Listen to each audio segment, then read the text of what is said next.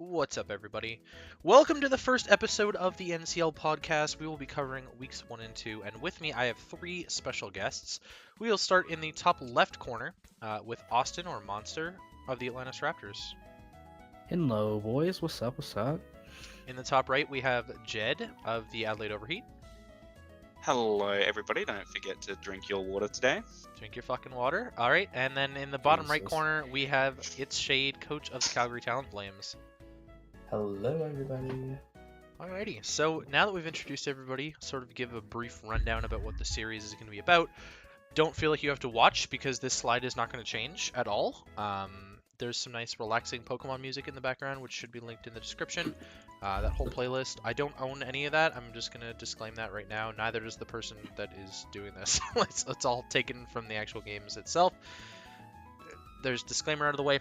So we're going to start with talking about some of the transactions between weeks 0 and week 1. And we'll talk about how we feel about these and what the impact of those trades was and free agent transactions. And then we'll hop right into the week 1 matches in order on the schedule. Also, the Discord link, the permanent invite to the Discord server, is in the description as well. So feel free to join if you are not in the server and want to hang out with us. So there you go.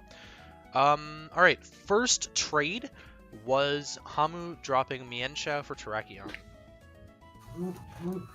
It's a better speed tier rocker. Gives him another typing with rock instead of just pure fighting. Seems good, dude. The only thing he loses is the regenerator, really, and Yeah. it's not a huge deal. I liked it because his team is pretty weak to Dark and Ghost combined. And so, like, he's not changing the resistance, but he's got, like, a really good switch-in to it now. Because no one's just going to want to spam Dark or Ghost moves with a Terrakion sitting in front of you. Yeah, that's very true. Which, as we get to our match, we'll see that. I think we'll see that in Yikes. we'll see that in week 2 once we get to the week 2 matches as well. Yeah. Luckily, we have his opponent in week 2 in the call with us, so we'll get some Well, we insight have there. his week 1 opponent in the call as well. That's very true. Wow. Wow. Oh, go ahead. Well, also with the mean shout to Terrakion, it gives him a bit more attack and a bit more speed, so Very true. and more bulk. Yeah, is and it actually rocks, bulky? and Must be. That feels slightly doesn't have questionable, as- but maybe. it doesn't have as Oh my god. like much longevity during the game because of no regenerator, but like True. Oh, okay. Brady speaks the truth. It is bulkier. In Yeah, every of way, course, Terrakion literally is every way. bulkier than Mienshao. I mean, that makes complete sense to me, so... I mean, I wouldn't necessarily say Terrakion's a fucking tank over there, but it's bulkier than Mienshao. True. Yeah, no, you're not going to be wanting to eat very many hits with Terrakion generally, but you can for sure. Second transaction was Jamesy dropping Reuniclus for Mimikyu. You will like that one, I think. I mean, I was planning on dropping something for Mimikyu, so... Okay, Yikes. so you won't like that one, but Big yikes. I mean, he got rid of his double Psychic, picked up a double Fairy now, but he didn't have Ghost before, so nice to have Ghost spam. But didn't you draft a lot of his team during the thing, the actual draft or whatever? No. No. Okay. No. Never mind then. I don't know why he ended up with accidentally. I feel like I remember him saying like, "Damn, I didn't mean to end up with double psychics," and I was like, I just assumed that was because Ian picked his stuff, but I guess No. not. he I didn't- probably wasn't paying attention or something. Probably not. Also, when he took Darmanitan and wanted to take a Alolan Marowak, so like Yep. there's I don't know. Who knows what he again, we went through this like ages ago and in the draft stream and everything. I don't have a problem with the team. I just think it's a cool drop. Reuniclus obviously offered a Trick Room option, but he's got webs, so he doesn't really need Trick Room, and it would have really only been helpful for Drampa. Right. And he still got it with Mimikyu, Yeah. technically. Like he still got the Trick Also Room. true. So Yeah. Yeah, so he can run a Trick Room Araquanid Mega Gardevoir team if he wants, but who knows? Shay, did you have anything you wanted to touch on with that one, or? Not really. It's just double fairy is a lot more viable than double psychic, in my opinion. for sure. I think both are equally as viable, but that's probably just because I draft double psychic a lot. Well, you also look at it. Mimikyu's a physical fairy. Guardy's a special fairy Yeah. as well. I've done it before with Magearna Mimikyu, and it was so effective. It was like extremely effective, that pairing. Well, I mean, yeah, but that's beginner being broken. Yeah. Well, Mimikyu got a lot of kills that season too. It wasn't just Magearna the whole time. Anyways, moving on. Hamu drops Lapras for Electabuzz. This is one we can touch on quickly because he doesn't end up keeping Electabuzz. But any thoughts on Lapras for Electabuzz? I mean, it's like you said, like he didn't intend for Electabuzz to stay on his team. He did it specifically for the trade, so I don't see what we would talk about. It's really more about the trade between him and Jay. Yeah. Okay, That's we'll skip over exactly that then. true. Hamu trades Electabuzz, which he just picked up, for Abomasnow. So he's gone down to one transaction left and used a trade, which is the first and, spoiler alert, only trade we've seen this entire season so far. I know he was sniped from Abomasnow in the draft, so I'm sure he's probably happy to get Abomasnow back. Yeah, I mean, Yeah. he definitely was happy to get his Abomasnow, but I mean, who knows? It's Abomasnow, so it's like I don't know what it's gonna do. He's got Rotom already, so I don't really think he needs the extra grass type. And like there are other T5 ice types that could be useful in its place. Yeah, I think he dropped Lapras because he had double water and he really didn't want double water, Wait, and apparently just really What wanted was his other Abomasnow. water? Finny. Yeah, Finny. What do you mean? He didn't draft Finny? Oh yeah, right. I thought this is the thing where he had Finny Megaladios. No, Am I no, wrong? he No. He doesn't. didn't draft Finny. Don't worry about it. There's no Finny on that Yeah. team. Finny doesn't exist. Yeah. What? This- Okay, you guys this- are trolling me. The Stop. Swedish team does not have Finny on it. Okay. Jesus. How are we feeling about Electabuzz on Jay's team? He didn't have an electric type before, and he had doubled up on grass, so I think getting rid of Abomasnow was in his plans anyways.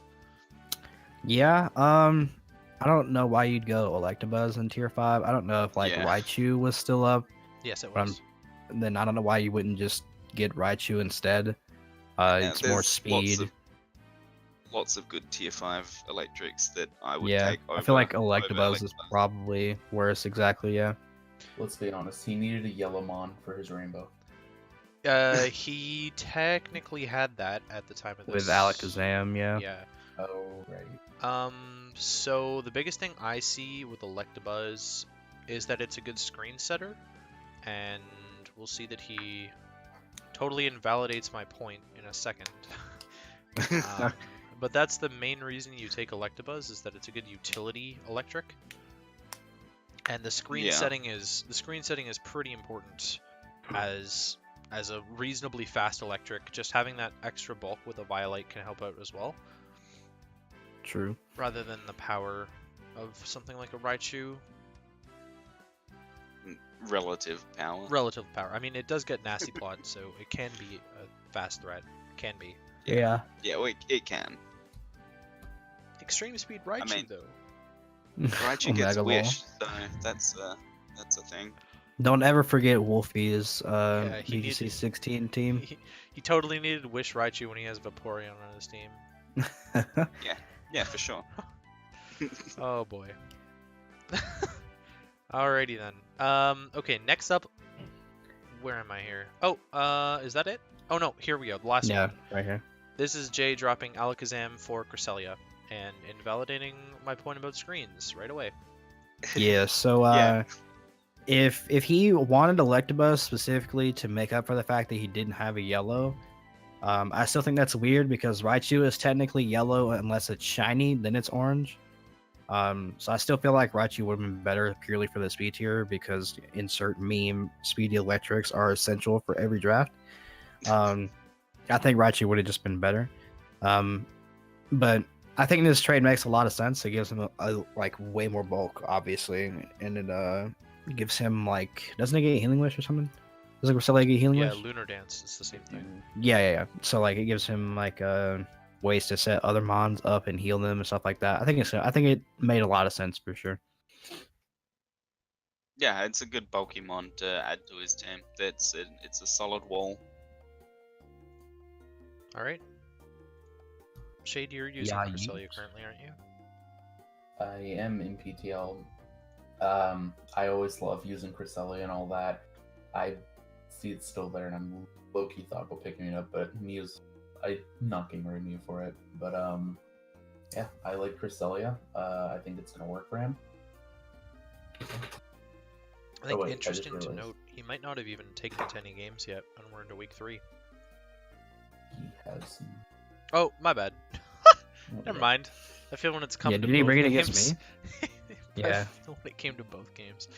All right, so first match, and this is a doozy because we've got one of our guests on in this match, and this is the Calgary Talonflames versus LA Latios match. So, I guess as well, I'll link the 8 replays in the order that we talk about them, in the description, so you guys can follow along if you would like to. And I think we all have it brought up, so, and I know Jed and I both wrote some notes down about this one, so we'll have some talking points. Is there anything you guys wanted to start off with in team preview here? What your thoughts are? So Volcarona wins the game after Dragalge dies. Yeah, I have to keep Dragaugi alive to stop the Volcarona from just tearing through this team. Yep. I overprepped for Registeel Zygarde. also hardwalls everything on this team except for Gallade. Sorry, you cut off Shade in his point. Oh, I apologize. I overprepped for Zygarde. Which I mean, understandable. It's what Yeah. Zygarde is on a team for. Like, it makes people prep for it. So definitely fair. I think Mega Diancie is a huge problem. Yes, Super. that is also true. But there's only so much you can do with these things, right? So at least Shaman has a really good offensive matchup to me. I agree. All right. Yeah. So let's, we can just play along and such. I'll start us off with the notes here. So, another note I had is that Cade's team is absolutely toxic fodder. Yep. Yeah, it does not look like it wants to eat toxic, and Registeel doesn't get recovery. So, yay. Okay. Turn 3 is the first point that I had. Yep. Turn 3 is like pretty huge in the Registeel versus Crobat 1v1. This is where Crobat would have been dead. 100%. Yeah. Yeah. So the Super Fang miss definitely mattered a lot. Yeah, because like he actually dies. Yeah. Unfortunately, Brady in this game did not realize that he would die if he kept doing that.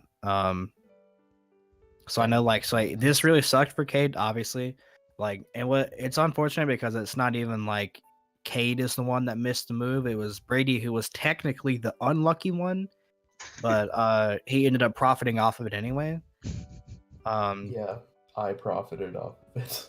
Yeah, so super interesting there. But I know if I was Brady from this point in the match, I would never click Super Fang ever again. I'd just be Brave Bro Bruce stalling him. And then he misses again, turn 7 on another turn where counter would have. Okay, so that turn actually counter wouldn't have killed. Because it takes 50% of current health rather than 50% max health. And the Registeel wasn't at full. So, actually, hang on. Had it not been Brave Birded before? Yes, and then it got leftovers.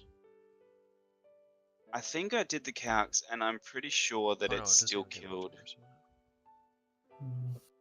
It shouldn't. No, it shouldn't.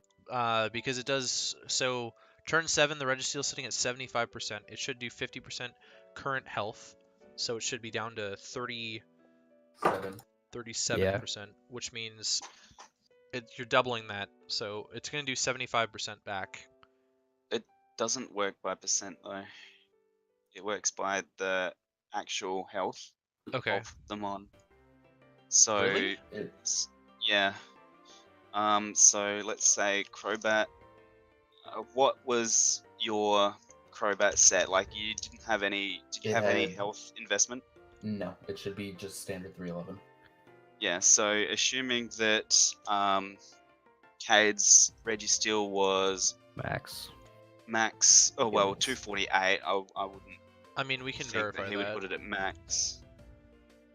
What did he have? He was at 75%. So he. So Wow, half- I'm so behind. Yeah, he had 252 HP, 40 defense.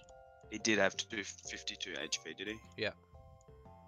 Alright, so that means he would have been at 75%, 273 HP. So that's how much damage it would have been doing to Crobat. Okay, it so wouldn't- it Crobat would have been wouldn't kill. 311, so yeah, it wouldn't have killed on that second one.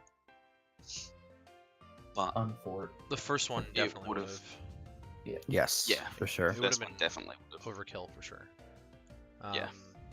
So the next turn in this game is turn 18 for me at least, because we sort of just see like the Crobat taunting and Brave Birding and roosting for a while, and then Zapdos comes in, and then Dragalge switches on the Zapdos, takes no damage because it's like specially bulky for the Volcarona. AV. Oh, go ahead. I was just saying it was AV. Right. Sludge Wave demolishes the Delmise, so that's fun. Then Registeel comes back in on a Crobat double. And then we go back into this thing. But now the Super Fang hits on the DNC, so the DNC's weakened, turn 15. And then Dragalge comes back in, because it's the special wall to deal with the DNC. And then turn 17, what hits here? Sludge Wave, and then turn 18, rocks go up, and the Focus Blast hits and pops the Choppleberry. So we hit the Focus Blast on Fort that Chopple cucks him, but we hit those, so it's all good. That's what really matters. You know, you send a message like, I am prepared to hit Focus Blasts. Yeah, I think that Focus Blast hitting is a moral victory for Shade there. so- Exactly. I mean, who hits Focus Blasts, really? Only good players. Yeah, that's what I'm saying. Exactly. Like, it's about sending a message. That's just, yeah, moral victories. I mean, those are the best kind of victories, really. Exactly. I So actually Cade's think- already losing this game, honestly, TBH. So I think this is huge, not because of Focus Blast hitting. I think it's huge because of the Choppleberry being popped. Because now this means that Gallade kills without a Sword Stance up. And Glade didn't kill through Chopple at 50%? I Come on, Glade. I mean, I don't know. It has some defense investment. Who knows? Unmega. Anyone want to trade? T. I mean, Austin just dropped his mega. You guys could have traded. I did, in fact. That is a true statement. Spoiler for week 3, but yeah. I mean, Cade's been letting his Registeel get weakened this whole time, so he's probably at the point where he doesn't give a crap about the Chopple counter tech working anymore. But I thought that was a little bit clutch, because now Gallade kind of just like. Okay, it wins. definitely did not kill through Chopple, just to be clear here. Okay. At that percent. So, So- unfork, Glade, you suck. I mean, Registeel's got 150 base defense with the Bruh, Choppleberry, how so- dare Glade not kill through Chopple, honestly? I don't know, but yeah. So now Gallade's in a really good position to me. That's what I pulled away Yes. from this turn.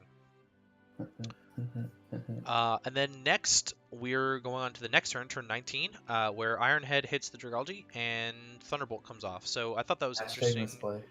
I wasn't sure what you were predicting to come in there. Zapdos, I guess.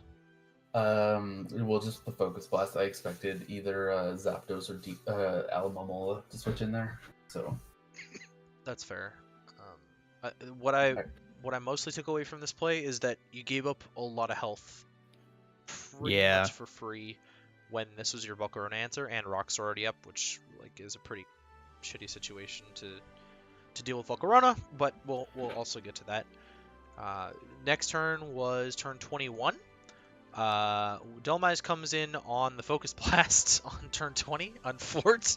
I mean, technically, we hit that, so... No, technically you didn't, actually. Do you see the showdown animation, dude? It hit goes the Delmine, right it just through didn't it. affect him. Goes right through it. It's a ghost.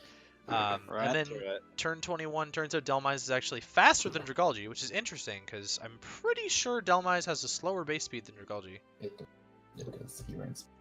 So Yikes. he was running speed. There you go. And Dragalge goes down. So there are no more Volcarona answers, and this game is looking 0. pretty dire. Yep. Skip to True statements there, dude. Skip to turn 28. Gallade comes in. Alomamol eats. Shaman forces stuff, but Wish like heals up the Delmise, and then Spidef drops from Seed Flare suck for Cade really. HPA still doing a lot to the Zapdos. And then Mew comes in and it gets the synchronized Toxic on the Zapdos, which I think is kind of big for both teams. The fact that you got a Toxic on Zapdos and Rocks up on the same turn is pretty big to me. Agreed. Just because you kind of like cuck the Volcarona at the same time as cucking the Zapdos, and I'm a little bit confused as to why Cade opted to Toxic the Mew with Zapdos and not try and Toxic it with Registeel. Did he have Toxic on Yes. Register? Yep, he Okay, then yeah, that's a weird play, dude. Because Zapdos doesn't appreciate Toxic, and the fact that it's on a timer now is so much better for Mega Gallade. Like, this game is looking really clean for Mega Gallade if it can get a boost up, because obviously that Alomomola turned out to be a problem. That's sort of where my head's at this turn. I figured sorry, excuse me. That Volcarona just destroyed from this point anyway, so like there wasn't really any point to keeping Zapdos around that much. Yeah, I guess I understand that. Like, for Cade at this point, now that Dragalge is dead, it really just becomes a game of maneuvering to where he can get Volcarona in and set up a Quiver Dance, because after that, the game's just over. So I understand where you're coming from there for sure. Which is exactly what he's going to do. So we're going to see a nice, like, defog roost war here, where the Mew and the Zapdos sort of are just, like, both dying. And then Cade's going to catch Shade on a turn that he's roosting, and he's going to go hard into Volcarona. So essentially Yeah, for now the free. game's just over. And Yeah. so Volcarona gets to Quiver Dance, but Shade makes a great play and just stays in and Toxics instead of trying to predict anything, which obviously you can't really do when you have no answer to Volcarona anymore. Right. And then the Scarfer Vow was good, but I don't know if like Shade had any other moves on his Ninetales that could have threatened the Volcarona at all. I didn't. I thought you had HP Rock on that set. So on turn 37, instead of just sacking Ninetales, you decide to go into Gallade and let it get chipped. That's kind of weird to me. Well, I mean, Ninetales is at 5%. Like, realistically, it's just going to be fodder at some point. you have to realize he knew I was Scarf at that point, and he would just start fully setting up on me. I mean, he doesn't need to set up on you. What do you mean? He just wins the game with +1. Or +1/+1/+1. I don't know. I'm just kind of looking at the replay. I never actually watched this match, fun fact, and I saw that was weird just looking at it for the first time.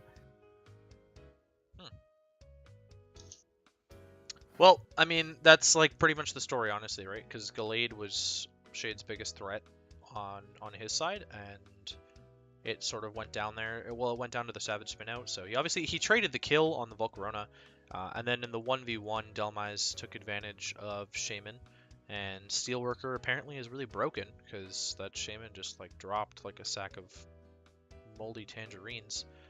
Shoutouts to Alec from Big Brother Canada for that reference, because that's a great line and I love using it. Crobat comes in, pulls some differential back, and then I think Ninetales ends up getting a Blizzard off on the Mega Diancie after another Super Fang miss. Turn 44. Yikes. Big yikes. And Cade misplays and sacks Diancie instead of just going hard into Alamomola or Registeel on the Blizzard. Or Freeze Dry. That was more of a 50-50, because if I click Moonblast, I could have had a better chance against the Alamomola. If I click Blizzard, kind of thing. Yeah, so Registeel seems pretty safe to me then, looking at that. Yeah. His Registeel, his Registeel was at 25%. But Mhm. what he can do is either sack the Registeel to the move, or scout for the move and then double into a Loma Mola and save some differential. So he probably could have won that game 4-0. Right. My thing was if I hit that Super Fang, I would have been able to Moonblast to kill the Deontay. Being I missed it, I had to Blizzard no matter what to guarantee the kill on Deontay. So that Super Fang miss probably... You actually might have won. Exactly. That's what I'm saying, is if I could have Moonblasted everything, I could have pulled that back. Oh yeah, that Zapdos Wait, was when only in Moonblast had done the- 25% to Registeel, really? I mean, it was a pretty specially defensive Registeel, so I'm expecting not, but maybe a crit. Yeah. And the You know, Zapdos was I at land 60. crits. The Zapdos was at 60% as well, and Hacks is a win con, by the way. Hacks is a win con according to Ben. Yeah, so I mean, I think after Goliad died, this game really turned into I guess after +1 Volcarona went down, it really just became a battle of like trying to get some differential back because you were at such a big disadvantage. There's like no way that you can come back. So getting the 2 differential back was pretty beneficial for you. Honestly, I think that's like the best case scenario.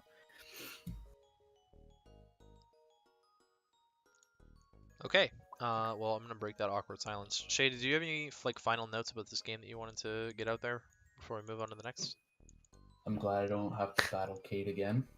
That's fair. I think everyone Boy, feels that. I'm glad I got I it over with can't week wait for 1. my game to come up here. Yeah.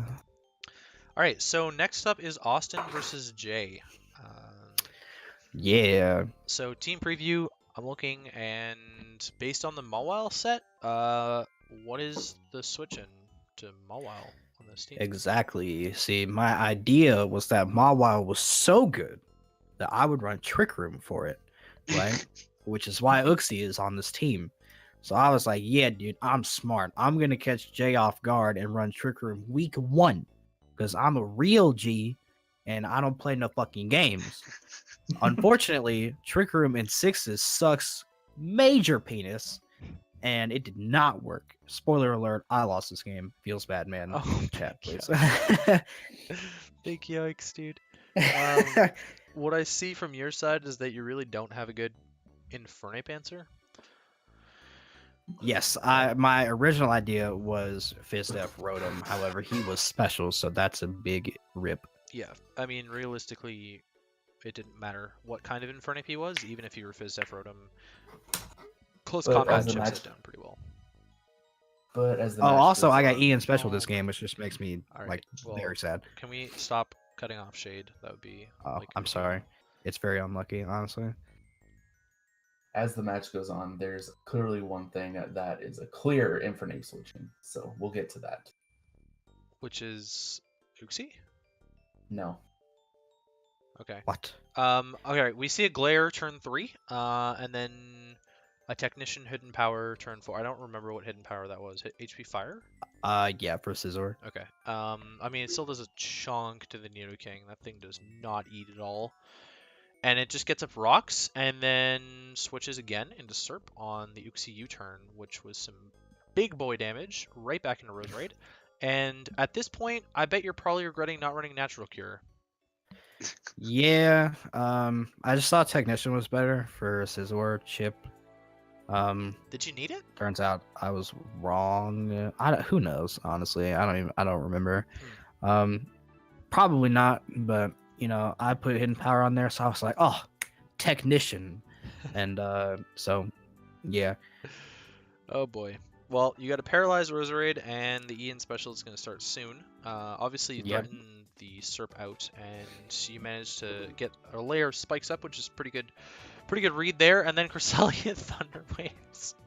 He predicts you to so- switch out because he baited you with a Psychic move, and then Thunder Waves. Wow. Yeah. So at this point, I'm very sad because I realize he has multiple ways to para me. And Which that means my It like really three. should only be helping you in Trick Room. It sure right. If it didn't immobilize me for full turns, then it'd be fine. Yeah. Half speed is like why does it immobilize you, bro? Half speed Yeah, is I've always enough, said dude. that. No. I've always said that. The immobilization is key. It's the only aspect of paralysis that matters. Well, the Ian would say that because Dude, Got I an Ian actually could have special won this somehow. game. If I never got full parrot, I would have won. I think I could have won the game. Game Freak, please Um, never nerf Para so that I can be happy for the rest of my life. Yeah, because Nerf, like, since then I have Uxie on please. Cresselia, right? I mean, Cresselia does nothing to Uxie, so I'm like, oh, free Trick Room, dude. And then here I can just U-turn because slow pivot, U-turn Yep, into Mawile, into and this dude Mawile. T-waves again, I think. Yeah, he did. And I was like, okay, dude, we're just having a great time. It's like 3 of my mons at this point are parried, which just makes me super sad. Yeah. Should have bought Heal Bell. Should have brought Heal Bell. Actually, that would have been really good tech as well. Because yeah, half your team's parried. I mean, you're a Mega Mawile that's paralyzed under Trick Room. You were already underspeeding his entire team anyways, but the Scizor comes in and it doesn't even take that Iron Head that well. Like Mega Mawile is pretty strong. Yeah. And then he shows me that this then he Cresselia can just scouts. moonlight stall me. Yeah, Yeah. then I he was scouts, like, you damn. get the crit Fire Fang, and it only does 30, so it's like, okay. Player F doing almost 50, though, which is, pretty strong, and then Trick Room's going to end, unfortunately. So, as he goes into Infernape, huh? On the, on the Incineroar double. So I end up popping his Adrenaline Orb, and so like, okay, this play tilts me, I'm not gonna lie. So I pop his Adrenaline Orb, and then in he hits game a I was Focus like, Blast, oh wow. my fucking god. Like I was like, of course this dude, week 1 was like, yeah, I'm gonna bring Adrenaline Orb. And like against the Quad Intimidate team. Yeah. So keep in mind, I I fucking hated my team. Before I even came into this battle, I hated my team. And then this dude brings Adrenaline Orb against me week 1, which is oh god, I was like, dude, my team sucks so much penis. And then he hits a so Focus Blast, which is like, huh? Yeah, Again, My who face hits went. Focus Blasts? What is My this? face went. But then the next 2 turns he misses them, which is clearly the biggest counter to Infernape. Yes, exactly. Yeah, no, Focus Blast missing, definitely the biggest Infernape counter, as Austin defogs on. and I hit a Hydro Pump on Mechalol. I don't know why he was insistent on staying in on the Rotom, because he just sacked his Infernape for no reason, and we commented a team preview that Infernape like beat everything there realistically. Yeah. I'm a little bit confused as to why he just sacked that to Rotom Wash, if I'm being honest. I think he was kind of just getting greedy with the speed boost, trying to outspeed the Weavile, but if he was a special set, he should have had Vacuum Wave anyways. So, I get full parried so I don't catch this Nidoking that definitely would have died. yeah. And then Yikes. Serp gets a free boost on the Rotom Wash here, which is just, unfort.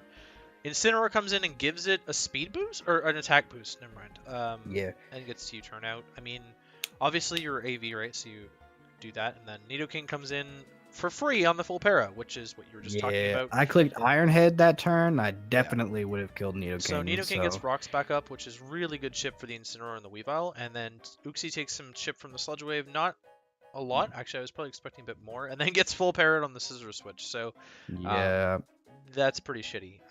Mega Scizor gets to come in essentially for free and get a huge U-turn off here, despite getting intimidated by the Incineroar. And that puts us at turn 25 here, and we've got the Nidoking against the Incineroar, which I think is kind of a nifty matchup because we've seen this in another league. Wow, I wonder where. Especially where the Incineroar is faking out the Nidoking. I've also seen that before, huh? Yeah. Is it gonna Earthquake? I don't know. It doesn't get the chance to because this time the Incineroar is actually dead before it can kill the Nidoking. It was a safer play to go Guzra. I stand by that fact. Yeah, that was an unplay. Okay. Well, either way, Differently. obviously you can't do anything about the Earth power there, and going into Uxie, and if he Sludge Waves, then that's just a unfortunate prediction, right? So I agree with sacking the Incineroar there for sure. Although you pretty much don't have a way to beat Mega Scizor at this point, so that's fun. Yeah. So on turn 32, right? That's where I undoubtedly lost the game. That's when the game is just over.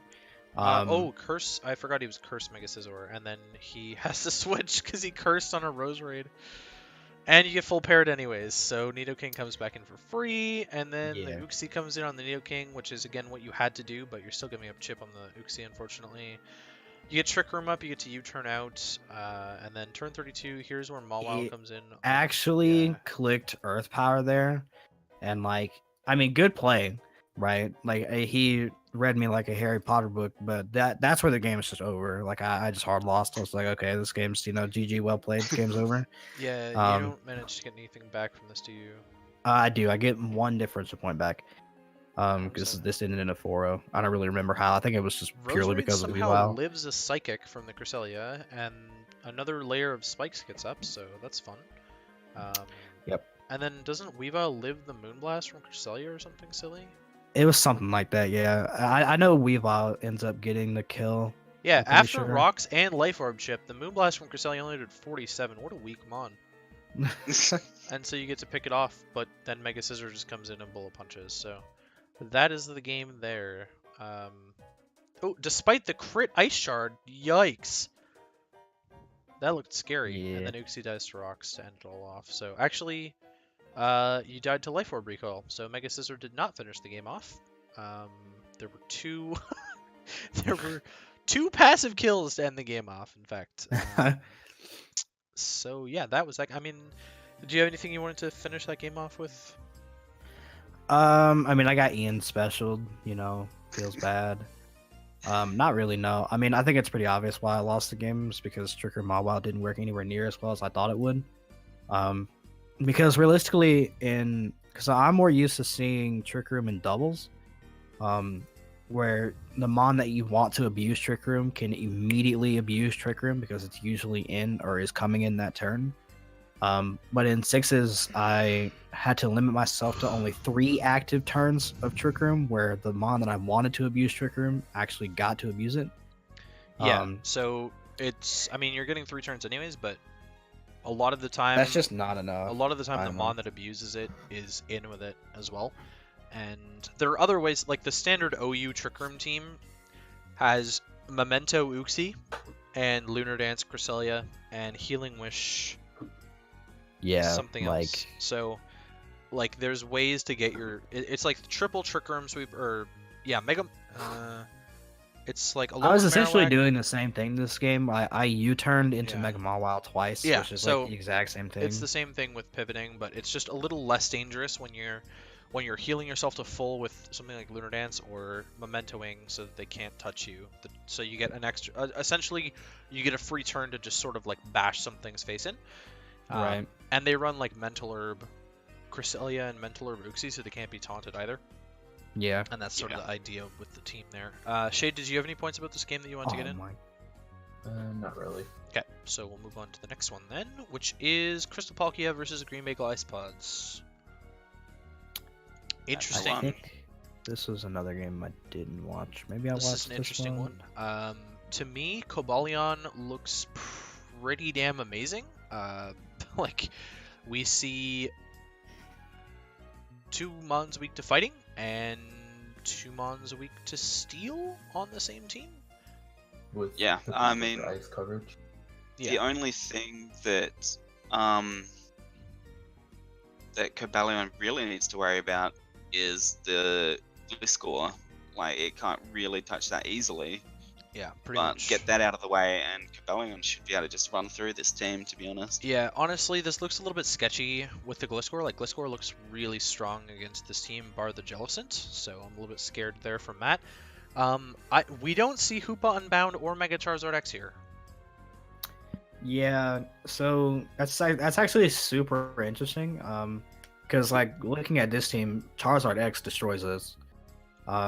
If it gets 1D dance up, dead team.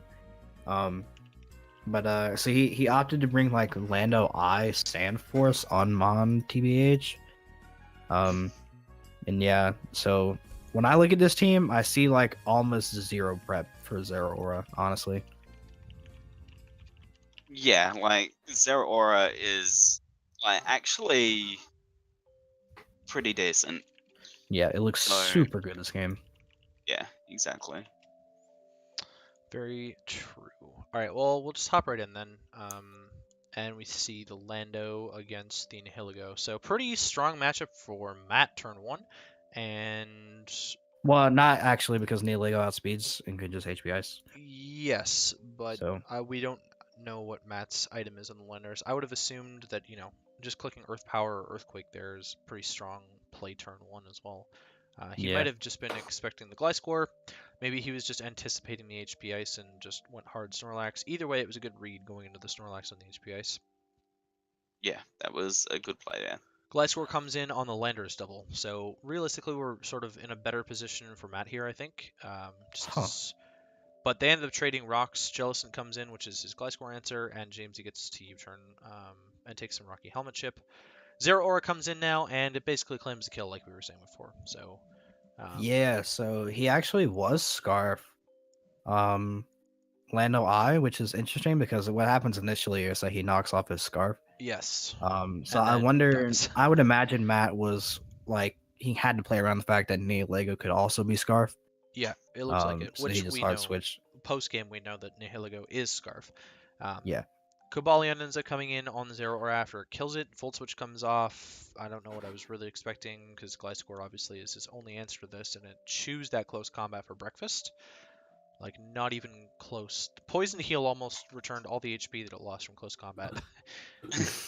And then we see the HP Ice, which doesn't do quite enough, and Jamesy gets the U-turn off. So, really, like, that was a good read on Matt's part, because Gliscor just dies to rocks at the range that it's at, and Gliscor didn't get to kill the Cobalion with Earthquake, like I'm sure Jamesy was expecting was going to happen. Yeah, I agree with you there, bud. So turn 8, the Kartana is now in on the Cobalion. I would anticipate Sacred Sword, but if I'm Jamesy, I click Knockoff here. Predicting Golbat to come in, because Golbat looks like It's his only switch. Yeah.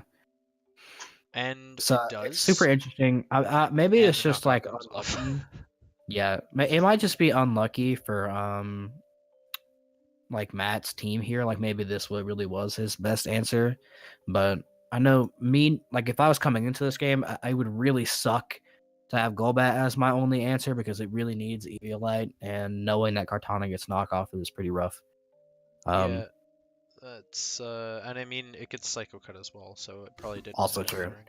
Yeah. So pretty unfortunate. And then we see a Screens Mega Gardevoir, which I don't think is super optimal, but it might have been good as just like speed tying with Zardex and getting a screen up or something like that. Was probably James's idea. And then Gliscor comes in on the sack, which wastes another turn of Reflect for some reason. And Kartana comes in now on Snorlax, predicting something else to come out probably, and does not expect that Flamethrower. I do want to comment on the fact that when it was Mega Gardevoir versus Snorlax, Mega Gardevoir's name is Don't Get a Boner, while Snorlax is Big Daddy Meat. All right, yeah, that's quite the unfortunate nickname. Yeah, there. but that Flamethrower was hot. That was a good play. Yeah, Heavy Slam and prep. Flamethrower on the same set. Wild, right? Yeah. Zeraora comes in, just gets to pick up a kill on the Again. Snorlax here, pretty much for free. Raikou gets to come in. Obviously, he's living every hit from the Zeraora, but he has to eat a knockoff, so he goes into the Cobalion and gets the Justified boost, which is like perfectly okay with me. Loses the AV though, so I don't know if AV was necessarily the most optimal bring here, although it did kind of like hard wall Nihilego. Huh. I wonder and if Jamesy lets it get weakened to the Zeraora as he kills it. So now he's no longer a Nihilego answer. I'm a little interested of Jamesy's calc there. Like I wonder why you would go for Plasma Fist there if you knew it didn't kill, considering the fact that Zeraora literally just sweeps this team. I mean, but at the same time, it's like if your idea was to get Nihilego in and just kill everything after that, and that's, I mean, obviously that's fine. I mean, you don't know that it's not Scarf Raikou, but you can probably make an educated guess that he's not going to run double Scarf. Right. And you know that you outspeed the whole team, and at this range, obviously Golbat's like Cobalion's in range of Power Gem, even though it's a 4 times resisted hit because of the Spadef drop it took from close combat. Jellicent's at 82. Probably doesn't die to 1, but it might after a Beast Boost. Raikou is at 88, but it's taking rocks, and again, after a beast boost, it's probably in a really bad spot. Golbat after rocks is 100% dying because the Violet's gone. So Right. prime to sweep, and spoiler alert, it does. It just picks up the next 4 kills here with Power Gem pretty Yeah. easily. So, I mean, I guess it kind of comes down to which Mon you want to have the kills, because I feel like both of them could have just ended this game. And I guess they just, it was definitely easier after Kabayan clicks close combat to kill Zeraora to just let Nihilego win the game, so. Yeah, which it did for free. And yeah. I don't know, pretty fast game, honestly. Pretty cool tech with the flamethrower. I think that was heat of the week for sure. Yeah. Pun not intended. So this is game in before turn 25? Yep. Yep. 22. Damn. That's definitely a super fast game. Alright, I think we've been taking a little bit longer than necessary, but let's move on to the game of the week. In my opinion, it was the game of the week, if not... no, game of the week, that's it. Okay, Magic against Phil. Team preview. Magic in game of the week? What the? I know, right? What, Wild. dude? Wild. Team Magic preview in game of the and week with this team? Team preview, and we don't see Coco, despite the fact that it absolutely obliterated Magic's team. So... yeah. And we see Mega Slowbro, which is also interesting. Mm-hmm.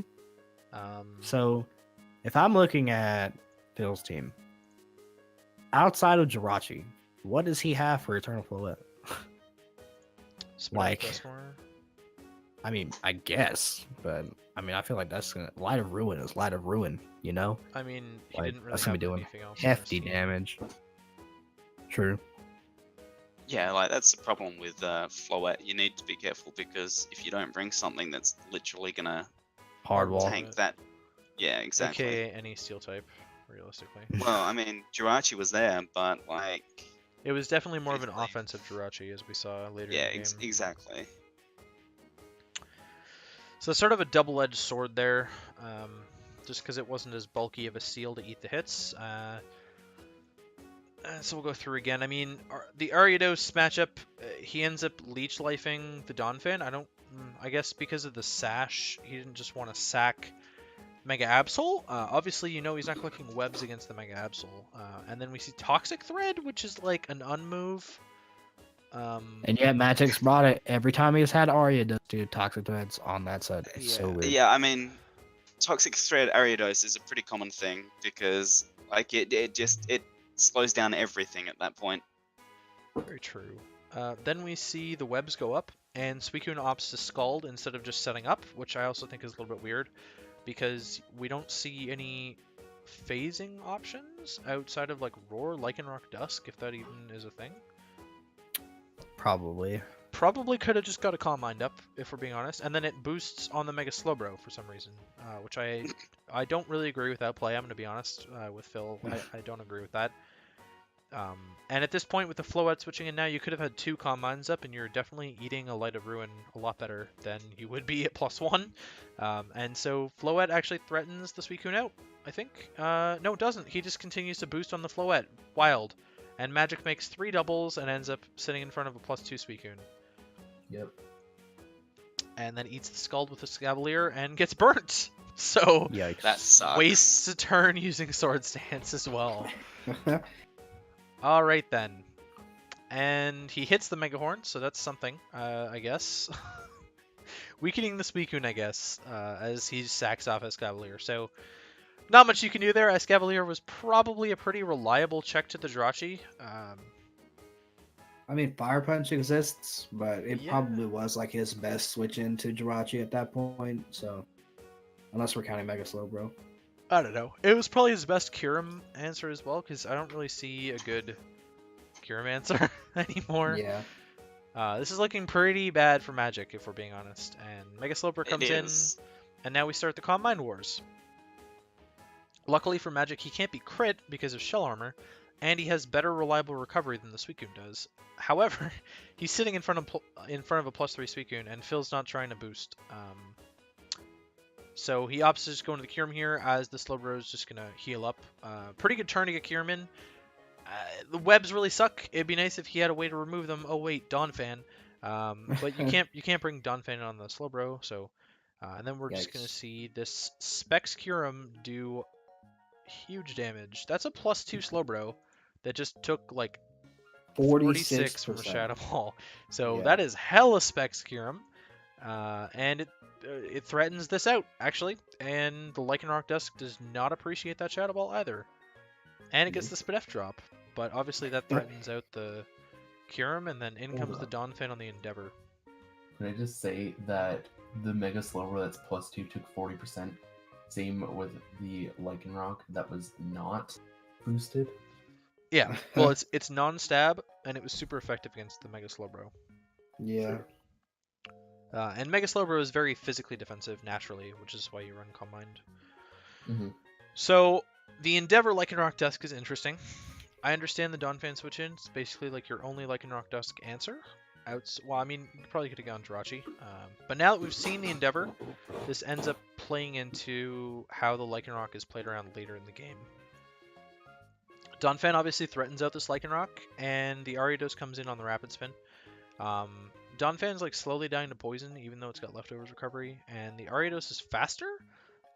So he opts to just kill the Ariados, which I did not agree with. And this is like a big point in the game now that webs are essentially up the whole game. Yeah, so I think that was a pretty unfortunate situation to begin with, because if Magic was smart, Phil would keep clicking Rapid Spin and Magic would keep clicking webs. So like I don't really know what would have happened in the end, but it looked like Magic would have ended up with webs no matter what. So killing Ariados is probably just a better way to go about it. Unless I'm just wrong and he wouldn't have ended up with webs up if he just got I'd need to see his set, because if he had Ice Shard, then the scenario is that Phil ends up with webs off the field if he has Ice Shard on the Okay. Donphan. Because you Rapid Spin enough to where the Ariados is weakened enough for Ice Shard just to kill it. And so as long as you Rapid Spin the webs away, because you're slower, so you're Right. always getting the Rapid Spin off after webs go up, then Ice Shard picks off and you don't have to deal with webs anymore, which I think is going to be pretty huge at the end stage of the game here, because Mega Absol outspeeds this entire team. Yeah.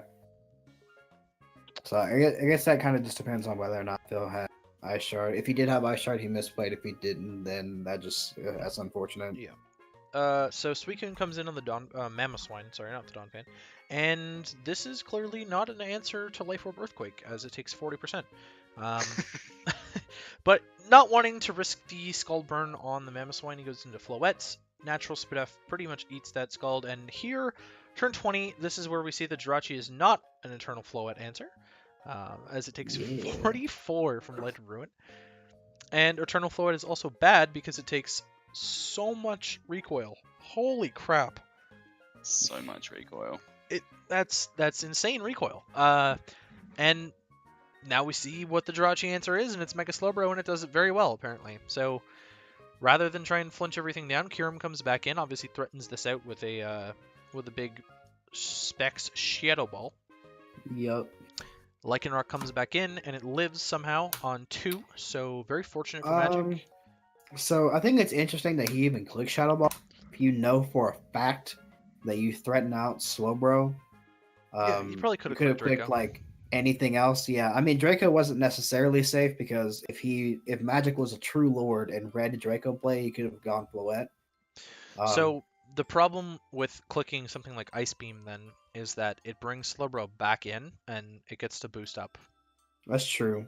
I don't know, like I don't know what I might have done there, actually. I think I might have actually clicked Draco, because you know for a fact that Slowbro is going to switch. And I guess you had already seen that Lycanroc was coming back in. Or like you had already seen that Lycanroc was his like Shadow Ball switch in. So I think I would have clicked Draco there. But I mean, a neutral play is still fine. I'm not saying it's like a bad play, because like, he doesn't have a switch in a Shadow Ball. But I think I would have gone for the predict.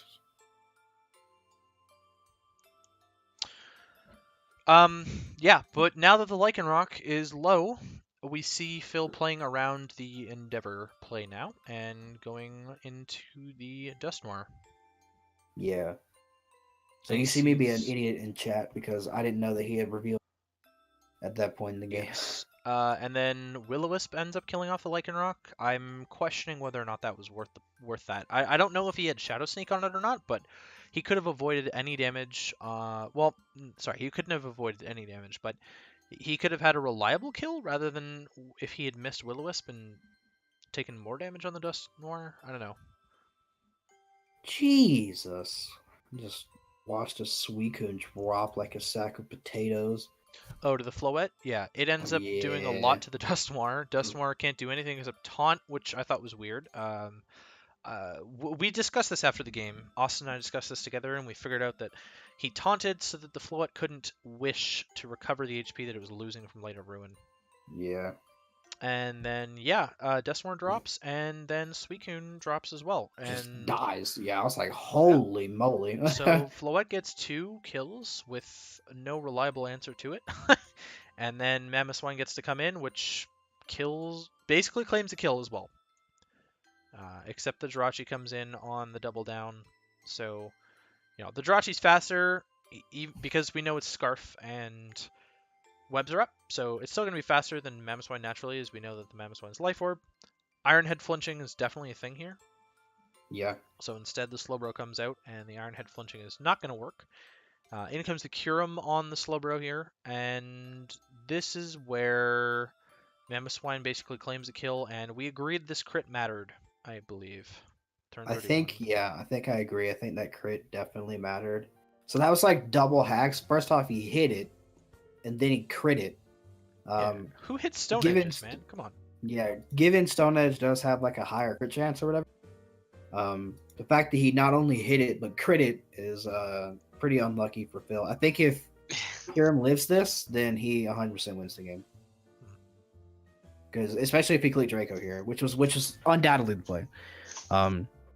Because 1,000,000% kills Mamoswine, then Slowbro just loses. So I think if Kyurem lives here, then Phil just undoubtedly wins the game.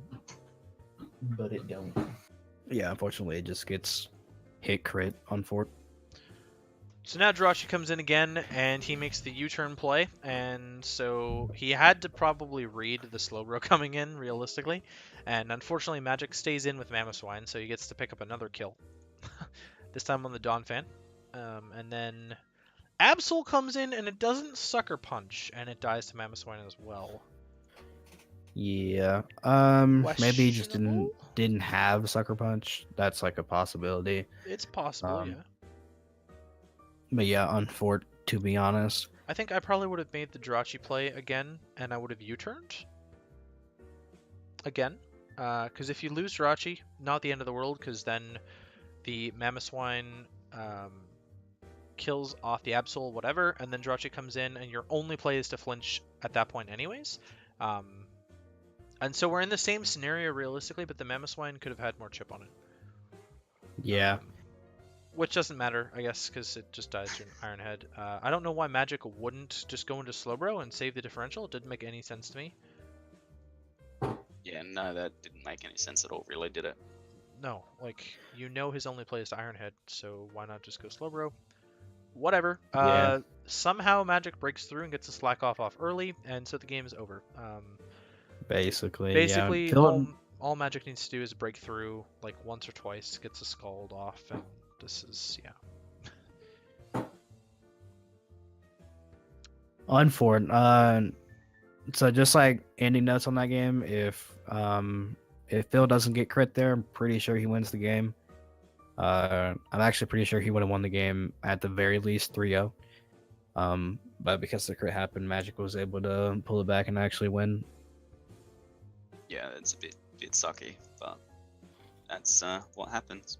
Yeah. Alrighty. Shade, do you have anything about Magic and Phil that you wanted to chime in with? Not really. You guys are covering a lot, so I'm just kind of here. You out here slaying, dude. Alright, next up is Ace versus Ben. Oh, yep, boy. and then of course, because Ben is in this game, we should post in the chat. Yeah, I mean, so, that's just a given. Disclaimer. You should post Ace. Disclaimer: we should post the entire game in the chat.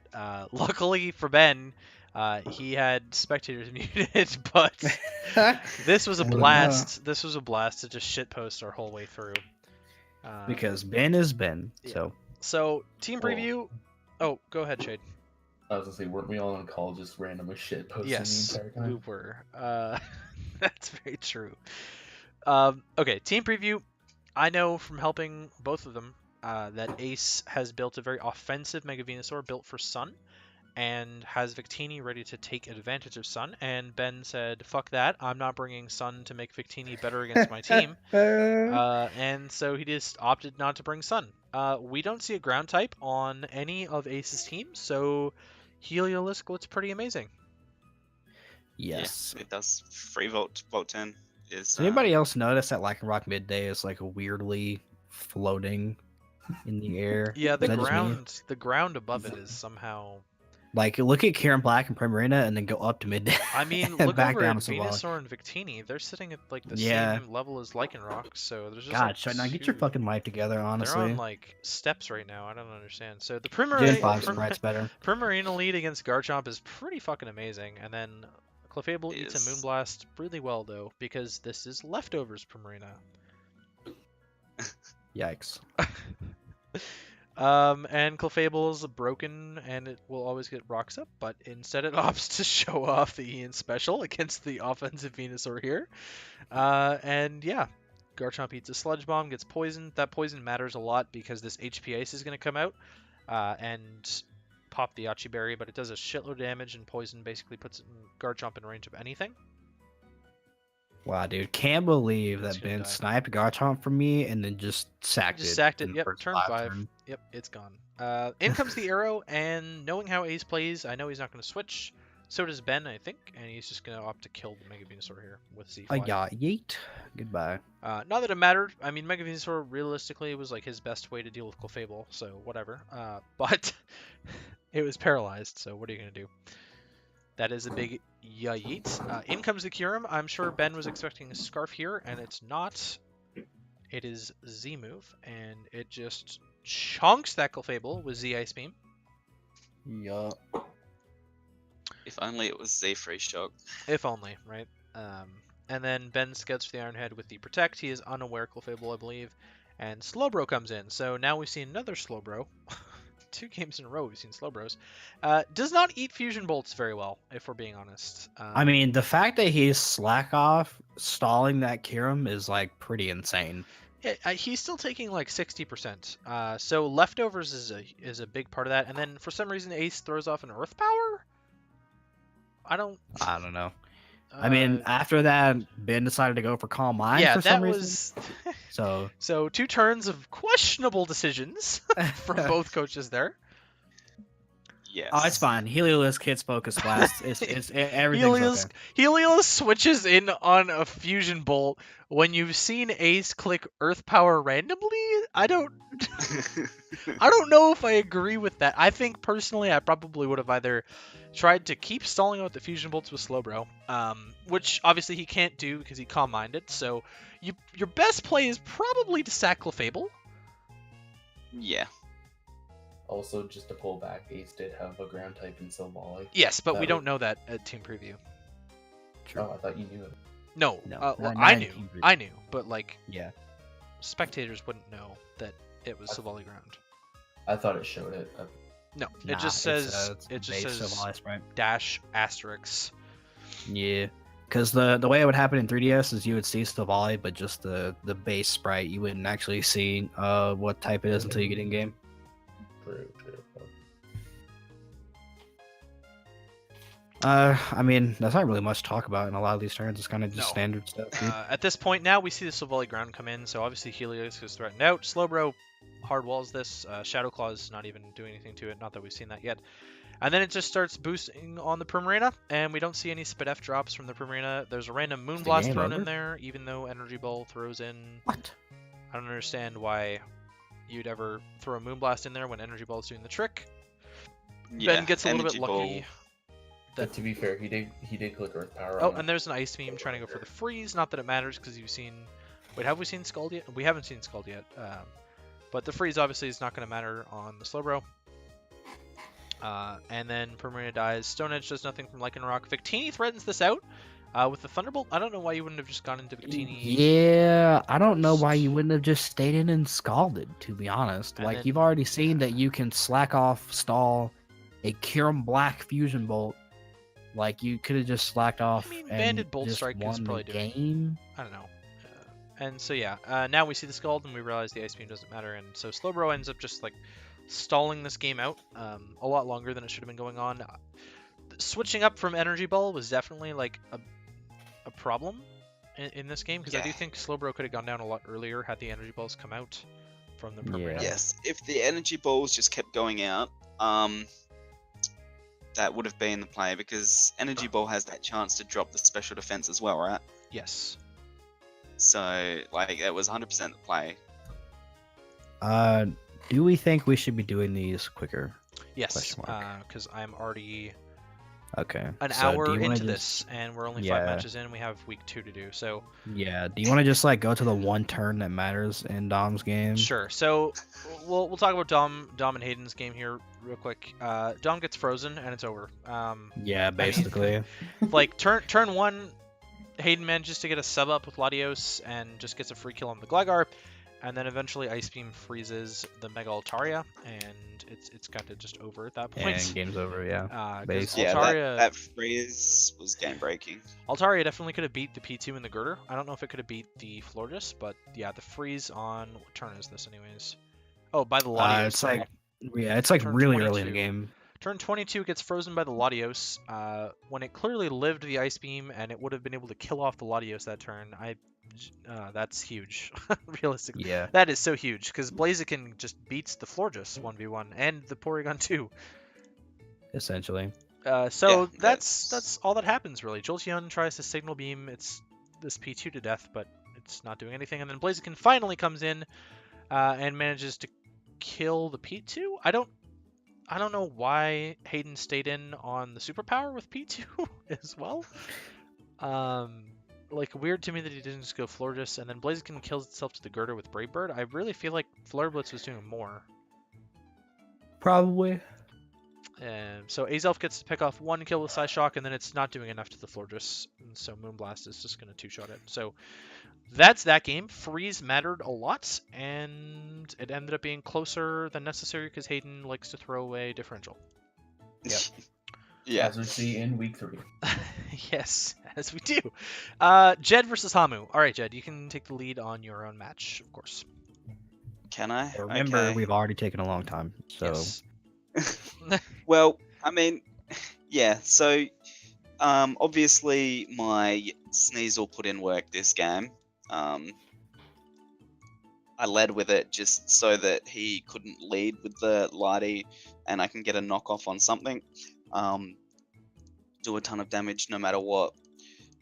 But yeah, basically, the main players that this came down to was the Focus Blast on the Bomber Snow, hitting my Mega Aggron, which dude, kind of sucked everybody's for me. in Focus Blast today. I know, right? This week was the week of the Focus Blast hitting, and yeah, like I know that a Bomber Snow can run those physical sets as well, so the burn helped, but yeah, it was a good call him going for the Focus Blast on the Aggron switch in when like I could have just kept Gorgeist in. Yeah, but like, why would you ever stand with Gorgeist against? Well, yeah, exactly. But then I got that crit back on the Aggron, getting rid of that Alolan Muck, which definitely helped a lot, not having to deal with that thing. Oh yeah, that was unfortunate. Big thing for me, Rock stayed up on his side the entire game. Yes. Yeah. Also, big thing, Sneasel in took out the Asalgor. Abomasnow, and then yeah, he brings the Aselgor in next. Like, that's just 100% sack for no reason there, and I'm not sure why he did that. Yeah, 'cause wasn't he Scarf Abomasnow? Yeah, he was Scarf Yeah. Bomber Snow, but Yeah. Yeah. So he could have known that the Sneasel. He probably should have known that the Sneasel was Scarf then. he should Yeah. have, yeah. And then going into the Tapu Fini was 100% play. I shouldn't have gone back into Sneasel on the Scald. Sacking the Sneasel was not the right play, but that did let me. I probably should have sacked the Gorgeist if I was going to sack anything, to be honest. But that let me go into my Porygon Z and get an agility off, so I would be faster than the Latios, where he opts to do a Z. Tapunium. He does, Lola. yeah, Tapunium Z gets the Guardian of Alola off, rather than defogging, which defogging was definitely his play because that allows Skarmory to Yeah. keep up Sturdy's his pretty sturdy and well win this out, which Mega Lati could have won at that point without that speed boost on the Porygon. So that choke at the end means that I win 4-0 when it probably should have been a 2-0 in his favor. Interesting. All right, so yeah, there you go. I don't really have That's any that more to add. game. Same. And then the last game of week 1 is my own game against Tiff. Yes. So I helped Tiff build this team. I didn't quite go as in depth into my reasoning as to why I was bringing Mons on this team as Ian does when he helps her build.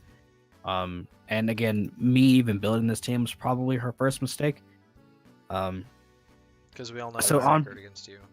Yeah, it's just let's not talk about it. I was there too, but, Yeah, you were there too for sure, but I think I built the majority of that team, and I think you would agree. Okay. But like, so on paper, Greninja wins this fucking game, and that is not a joke. Your only switch into it was like Rotom Frost, I guess. And yeah, like, so I helped Tiff build this team. So when we go over the replay, keep in mind this is Tiff's second draft league ever, and she's going against like the fucking lord of draft league and Ian. So Yeah, what I noticed is that she is extremely hazard weak. Her whole team is really hazard weak, and we don't see Togekiss or Celesteela. So I hard over prepped for Celesteela. I don't blame myself because it was her first overall pick. But T-Spikes are incredible this game. So that's my priority heading into this game is T-Spikes. Which is why I leave Yeah, the just Tentacle. One T-Spike up is super Yeah. important. I EV'd this Tentacruel to live an Earthquake from Mega Garchomp in sand. And so regular Garchomp out of sand is not even close to killing me with with that Earthquake through the Shuka. And Ice Beam is not quite enough to kill the Garchomp either.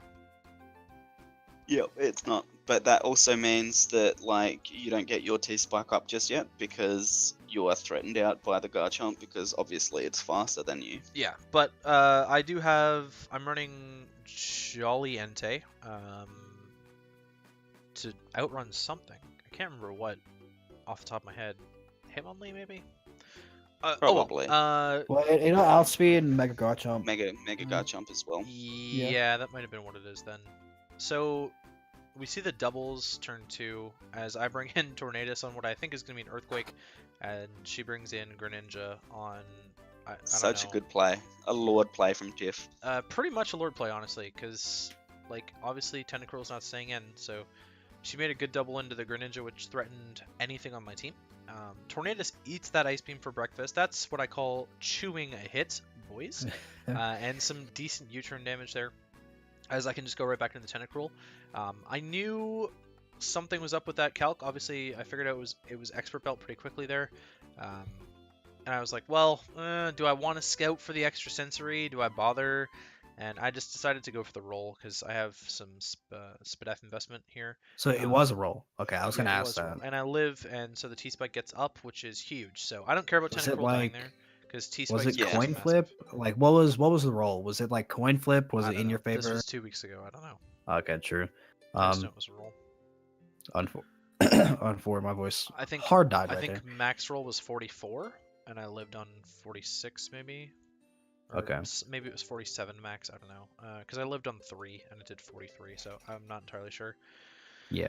Rotom Frost. Okay, so I brought it in on the Greninja. It's the most obvious scarf I've ever seen in my entire life, and I have nothing else to bring in on the Greninja. So, what else am I gonna do? I don't have E-Speed on the Entei, so I can't like pick that off.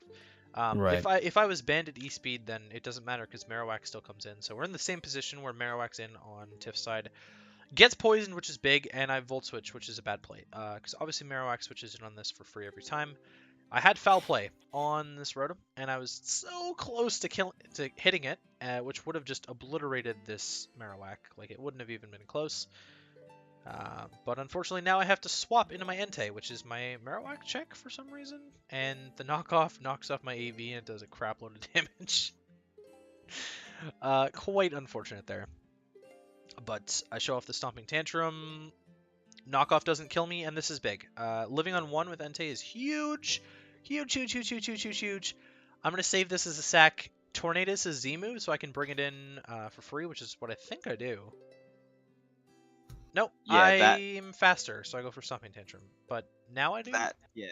Knock. No. That Okay, knockoff well, not killing whatever. was massive. For Tiff. Yeah. Yeah. I think after she probably predicted you to switch after you just took like your entire HP bar from the first knockoff. Probably. I know. I think I personally wouldn't have even clicked knockoff the first time. I think I would have just clicked Shadowbone because you had no switch into Shadowbone. True. But that's just. I mean, obviously, like I said, I've been playing a lot longer than Tiff, so Yeah. like maybe she just thought knockoff was better because she knew you were gonna switch. But So Bronzong hardwalls Sylveon. Excuse me, hardwalls Sylveon, like entirely, as we see there. And Gigalith comes in on the rocks, so I've successfully hazard stacked, which is a good point that we'll talk about in a sec. She opts to get her own rocks up, and then I'm just going to sub with Megalodios on a Toxic. And then proceed to misplay. After making a good play of subbing on the Toxic, I'm going to roost in front of a Sylveon that has Hyper Voice. Which I knew was, I knew Sylveon was probably coming in. I probably should have just attacked it, but I'm not running Psyshock, which is it's another mistake. I thought Bolt Beam just looked way too good. And so instead of being hardwalled by Greninja, I'm hardwalled by Sylveon. And obviously, I finally make the play to switch into Bronzong because I hardwall the Sylveon. And the Hitmonlee comes in on this Heavy Slam, doesn't eat it very well. And then I'm expecting... Okay, so my thought process here is I'm expecting knockoff from the Hitmonlee. Because it's like the best way for her to hit Bronzong right now. So I'm going to sack the Entei because it's my best play anyways. And it turns into a Lord play as she rapid spins and doesn't get it off because there's no target. yeah, so that put her massively behind. Despite the fact that she had Mon advantage at this point, she was up 5-4. In my opinion, not being able to get rid of the T spikes super sucks. Yeah. And that was so like not only was Tentacruel getting up T spike in the first place a really big play that was probably game ending.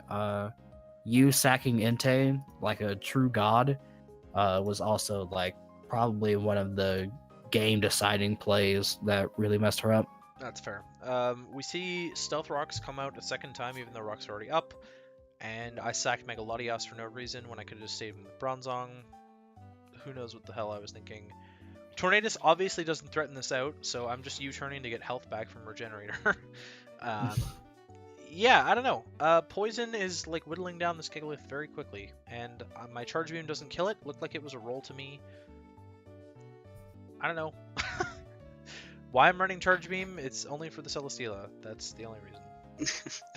I mean, Charge Beam for Celesteela is a legit thing. Yeah. Garchomp finally Mega Evolves and shows off Fire Fang. I knew that she had to have some sort of fire coverage to hit Bronzong, otherwise Mega Garchomp was walled by it. Yeah. Greninja takes some chip, which Also, is helpful.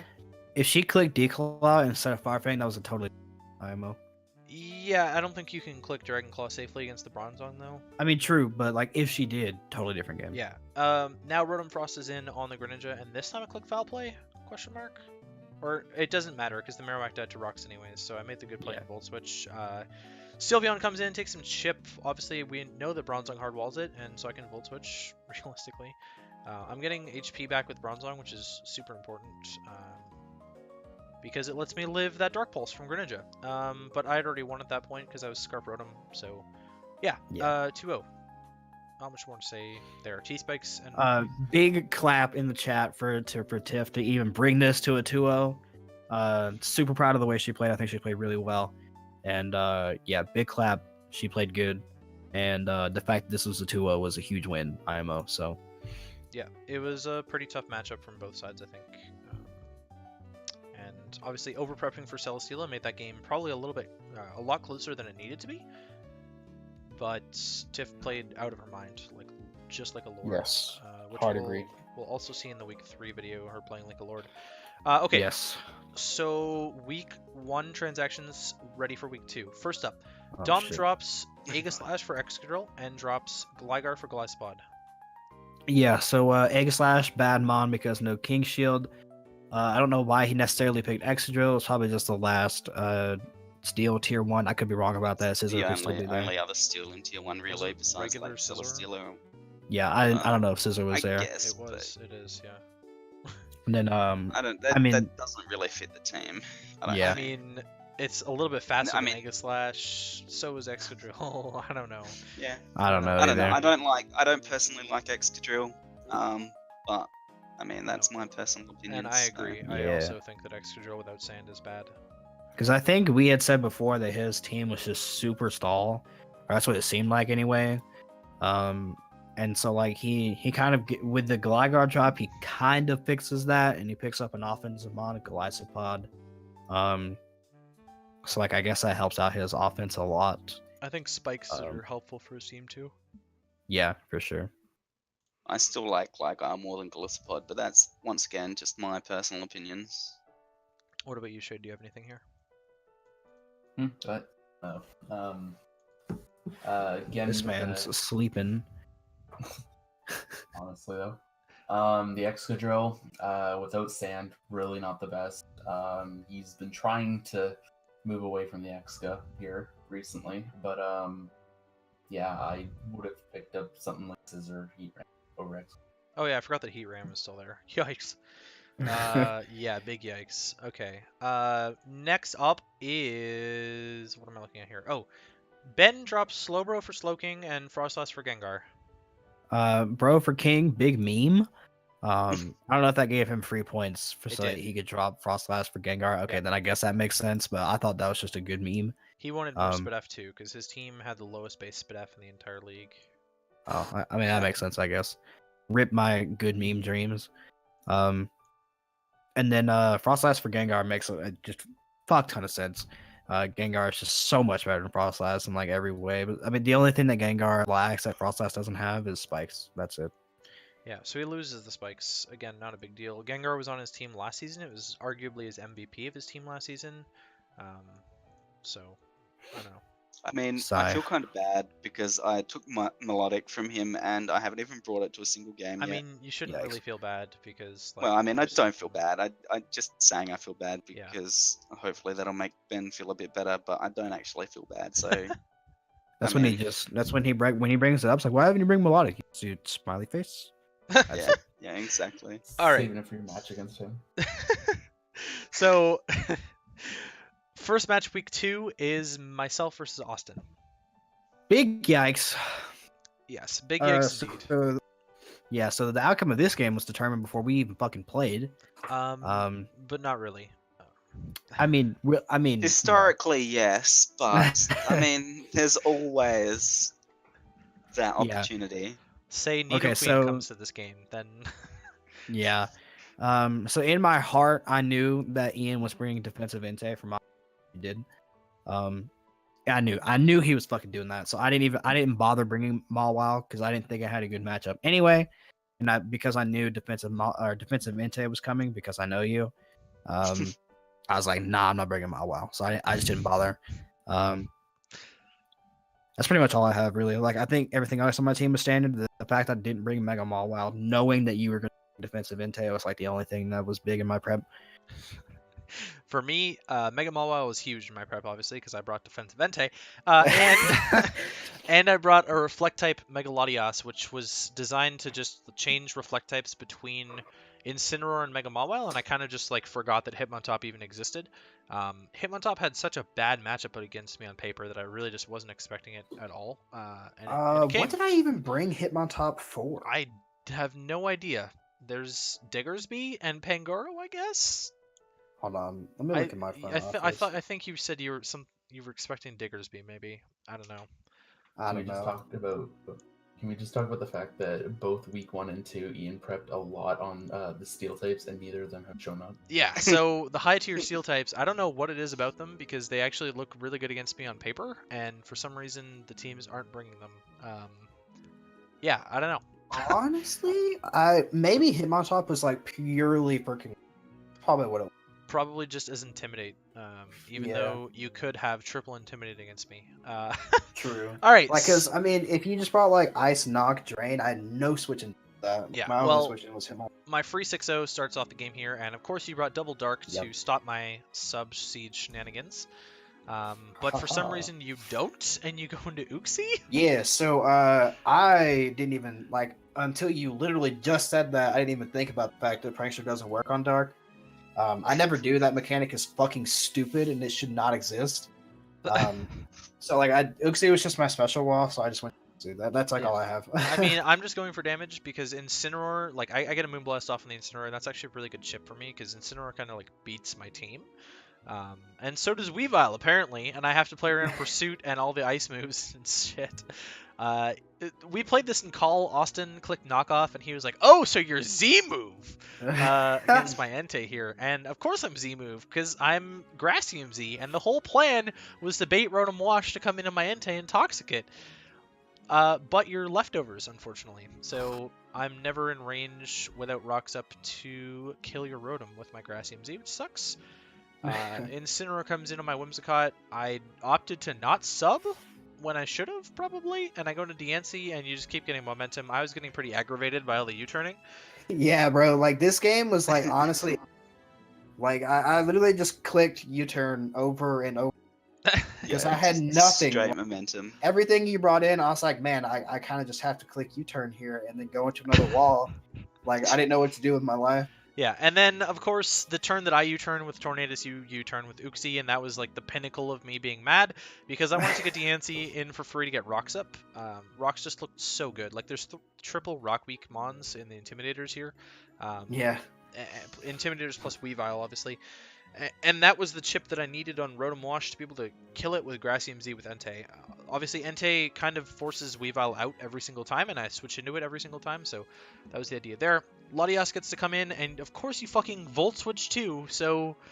Oh my god. And now this Weavile gets to do whatever it wants to me, which is Pursuit. And I stayed in to Reflect type because I knew Pursuit was coming. Why isn't the Reflect type showing up? Yeah, it's not working for some reason. That's super Incineroar comes weird. in, and I'm like, bro, I'm just going to Reflect type again as you U-turn. Obviously, you would have killed me if I was still Dark Ice, but now I was Dark Fire, so it's neutral. The attack drops kind of matter because I am running Earthquake on this Megalodios. And so Hitmontop comes in. It obviously like threatens me out right now because I can't Reflect type back to being a Psychic type. And so close combat kind of threatens me. I'm just going to go into Torn and punish it with the Rocky Helmet though. Yeah. So like I'm on the part where I break sub the exact same way that I broke earlier in the game. But yep. You turn twice. That was a cycle of U-turns, and my plan was to do that to get more chip on the Incineroar, if I'm being honest. That was the whole idea with that. Yeah. Because obviously I couldn't bring... I'm trying to get Conk in, because Conk looks really solid here. But I can't just like bring that in on Uxie when we've seen a Psychic move. Yeah. So then I lose my Salamence, which kind of just sealed the game. Yeah. So I bring in my secondary check to the Weavile, and you end up doubling, which gives me a really free Diancie here. Yeah, so when I count regular Diancie, I'll live anything. I should be able to kill if I'm at +1, because I was adamant. So I thought I could kill with Earthquake. I don't kill with Earthquake. I don't know if that was a roll. If it was a roll on Fort. If it wasn't, then who cares? So yeah, after Mints goes down, I kind of just hard lose because I brought like 5 Pokemons or 4 Pokemons plus Weavile Mence. And so now that Mence is dead, I only have Weavile for offense, which I mean obviously isn't optimal. True. So, yeah. Oh, I got a crit U-turn on the Incineroar. That's kind of big. Yeah, I think setting up the Dragon Dance on the Salamence when you did was the probably biggest misplay in the game. Yeah, I don't know. I guess I just calced that I would kill with Earthquake, and I just looking at his team, I was like, I think this is the only time I can set up Dragon Nets. Like I could have done it on like Entei, I guess, but I don't know. Yep. And that is really kind of like all that there is. After that, it's basically Conk and Weavile just trading kills until the end when you were like, why the hell did you make that play?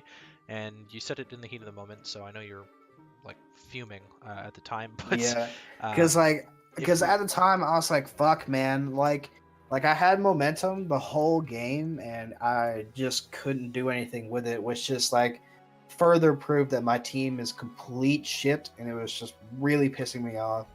So and I ended up having to sack some differential there to be able to pick up the win. Purely because it was a roll on the Weavile depending on how much bulk he had. Because I was guts, I wasn't Iron Fist, so Mach Punch was a roll to kill, and I couldn't risk my Conk dying to 2 Ice Shards at that point if the Weavile did live, so I just decided to sack off the Whimsicott instead. yeah, Guarantee myself the win without the Intimidate drop. Okay, Hamu versus Shade. Shade, let you take the lead on this one, of course. Okay. So basically, the reason for me lead, or well, team preview and all that. Yeah, I don't know much of the team preview. I expected a Skarmory or Terrakion lead just because rock setters and stuff like that. So I figured Mew was probably the safest, so we could potentially trade rocks right off the bat. He taunts me, which was his misplay because I was like, I'm not going to set rocks on this thing. I'm just going to get damage off on it in a Earthquake turn 1. Yeah, that's all I really got to say about that. He sets rocks. I Thunderbolt expecting a switch here. Storm or Lottie, or even Rotom to avoid an Earthquake kill. Wish I clicked Earthquake because that would have been the crack dead that turn. He then finally switches in a Rotom. I Thunderbolt again, making clean damage. Literally 1% after leftovers. oh, Straight into Dragalge for obvious counter to this thing. He T-Waves me, and I realize how much I hate T-Wave after this match and week 3. He Volt switches. I just go for the safe Sludge Wave. There was really nothing I was losing by that. He goes into Muck, and again, small chip. I make the play into Gallade on his knockoff, getting a +1 boost from Justified, which, making that play, I didn't realize I had Justified at that time. And I was thinking, oh hey, Megastone, he can't knock that off. I'm just gonna eat the hit, go into it, lose half my health, and get a +1. Oh, okay, that's fine. He switches in the Gallade on my Drain Punch, and not Gallade, Terrakion. Terrakion goes away. Lottie comes in at this point, and it's a speed tie, and I'm thinking, I don't really have that good of a chance of living. I don't want to chance it, so I just go for the Shadow Sneak damage. Take about a third off of him, I think. Yeah, about a third. He Dracos, Gallade goes away. It did a lot of damage, and now this Lottie is -2, so it either has to switch or try and attack me some more. So what do? I Pursuit Trap it with the Bisharp. He T-Waves again, which proves again how much I freaking hate T-Wave. Then we just have a little bit of a back and forth. I keep clicking Pursuit, hoping he'll switch, but Hamu just kept clicking Roost. So I said, enough's enough, I'm just going to start throat chopping you. And then, yeah, that's basically what just ended up happening there. Goes on for a little bit. I'm thinking he's finally going to switch, so I Pursuit on another Roost. Actually, do I? Yeah, I do on this one. I think... Oh no, I get paralyzed. Finally get paralyzed. And then, yeah, I Pursuit. And then I'm just like, I'm so freaking done with this thing. And he clicked, out of nowhere, he clicks Calm Mind. I'm thinking, what play is Calm Mind here? I'm clearly not... that was a mistake. Yeah, to be fair, that's a really rough... Like, you had been clicking Throat Chop but you eventually started changing it up between throat chop and pursuit.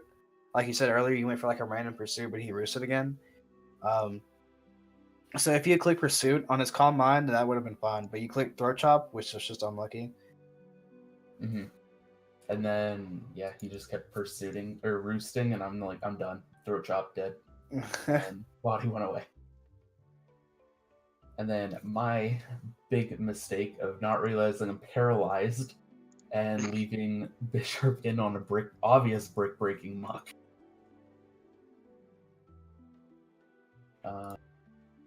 I've watched this battle in a bit. I go into Mew. Yeah, I set my rocks, and then harden into my hard Rotom counter, and rocks go away with defog. He volt switches, which was to be expected there. He goes Skarmory. I get paralyzed. Love that. He starts spike stacking me, which is just absolutely great. I love hazards and another paralyzed right after that. I just keep clicking Thunderbolt. I'm so done with this thing. I go into Crobat because I can start defogging these hazards away. So I'm already like at this point I'm starting to get tilted at all these hacks. I make a taunt play so he can't roost. He goes into Muck. Finally defog. I just Brave Bird for damage at this point. He knockoffs. I lose my Black Sludge. He goes back into Skarm. I roost. And then again, he keeps doubling between Muck and Skarm for a bit here. Like, I think he does a triple switch or something. Yeah, he does a triple. And then just keeps going back and forth. Yeah. Goes into Rotom on the Brave Bird, unfought. Yeah, and Brave Bird, well, Rotom does not take a Brave Bird at all. 2 shots that thing's gone now. And into the Shandy. So I taunted him on this play thinking he could just be trying to set up a Calm Mind here, and Calm Mind is very scary against me. But he goes for Flame Charge and starts setting up that way, and I'm thinking, great, just peachy. And then Fire Blast. I live on 2%, but what happens? Hacks happen, even more hacks, and I get burnt. So that's just great. No chance for Crobat there. He dies to Brave Bird Recoil, which I edit on my personal doc because I didn't realize that. And we're back to Skarm vs. Dragalge and how stupid of a hazard stacking thing this piece of shit is. Yep, it's pretty damn annoying to deal with. Why I'm glad I have it in PTL. Yeah, just kept going with that. I bring Mew in, set my rocks up again, trying to get as much chip on the Shandy when it's coming in. Thunderbolt, and he starts whirlwinding me, and I'm just like, are you kidding me? Are you kidding me? Oh, look at that, another para. That's just great. I'm waiting for some kind of hacks in my favor. Like, this is getting ridiculous. You mean like the para that you get, and then the full Yeah. para that you get? Yeah. The Whirlwind that was sending you out? Yeah. No, that was a little bit later. I mean, honestly, like, we kind of need to If get that didn't happen, Skarmory just walled you, to be honest. Yeah, that's exactly what I was thinking. The fact that not only it's like, so I feel like the fact that you were fuck my microphone, dude. The fact that you were offensive Cofagrigus was like a huge thing that really helped you win the game, because that was like your main way to break Skarmory at that point. And then after you nasty plotted, you hit him with the +2 Shadow Ball, he lived, and then he would have just whirlwinded. But then he got full paired, which just auto lost him the game. I mean, not necessarily, because the Shandy beat me 100% there, and he had thought it was over. I don't know, like, because Mew was still at like really high HP, and you just killed it quick. So I think getting full paired with Skarmory was just he auto lost the game after that. Mm-hmm. I mean, yeah, depending on the sets, Chandelure could have killed Mew there with the Shadow Ball. And then potentially could have killed Dragalge with something. So after the match, we were talking, and he was Psyche MZ for the Dragalge, which 100% killed Dragalge there. Yeah, okay, so he definitely could have won. No, he would have won because Mew wasn't faster, so the Shadow Ball would have killed me and all Yeah. that. But he thought Mew was going to be faster than the Shandy, so that's why he put Flame Charge there. Mm. Yeah, he should have checked the damage that he was doing with whatever he hit you before to see how bulky you were, to see how much speed you could have invested. Yeah, Mhm. I don't know. Like, I feel like if you didn't get that full pair on Skarmory, then Skarmory just kind of walled your team. I mean, Yeah, it I would have feel been like that. it would have been dead the next turn anyways. I mean, I guess that's true too. I don't know. Rough game. Weird game. Mhm. Yep, that was a weird game. Okay, next up is Jed versus Hayden, which is perfect because then we can fly through the rest of them. Yes. All right, Jed versus Hayden. So obviously, Volcanyon is a hard mon to deal with. For my team, there's not a lot that helps, especially since I do believe I did not have dry skin on my Toxicroak, so that's not even a possibility there. Oh, were you like Poison Touch? I think so, something like that. But yeah, Rotom Heat is killed by whatever. It's killed by Volcanyon, and so is Gorgeist, even though they're my resists for Volcanyon stab as well. But yeah, so I just go for the Moonblast on Rabombi straight up as my lead against whatever he brings in, the Thunderous. I think I was Focus Sash, so I led with that in case he wanted to lead the Crocodile. But yeah, then he just brings in the Volcanyon straight up, and I gotta try and play around. So I go into Gorgeist, he goes for the Steam Eruption because I had the Rabombi in, so of course he like this is where the 50-50s come in, right? Because like he's gonna go for Fire Blast or Flamethrower if he wants to hit what's in front of him, or he's gonna go for the Steam Eruption to try and hit the Rotom switching in. So I go into Gorgeist assuming that he's gonna go for that Steam Eruption because like Hayden's not a bad player, so he's gonna make those predictions, and I gotta predict those predictions. And luckily I predict that right. But yeah, gives me a pain split, but he goes back into the Tornadus, and so I end up giving the Tornadus health back. That was probably a mistake. I should have Leech Seeded or something instead. But I didn't feel like I could do that freely because Zebstrika can be Sap Sipper, and then Ferrothorn is obviously Grass type. So, but yeah, the game keeps going on. I keep trying to make predictions. Rocky Helmet is nice on the U-turn, or is that just Life Orb? I don't know if I was Helmet or not. As he goes into Crocodile, I'm expecting Scarf. I go into my own Scarfer. He knocks off. Actually, no, there's my Rocky Helmet. Gets a crit, actually. That crit on the knockoff kind of sucked. Because it messed with my calcs. I thought it was banded, but it was scarfed, and yeah. So this calc here was what kind of messed me up for the whole game. Because I would have played a little bit differently if I thought the Crook was scarfed, more than likely. It's just because the showdown calcs don't show up Rocky Helmet in the items.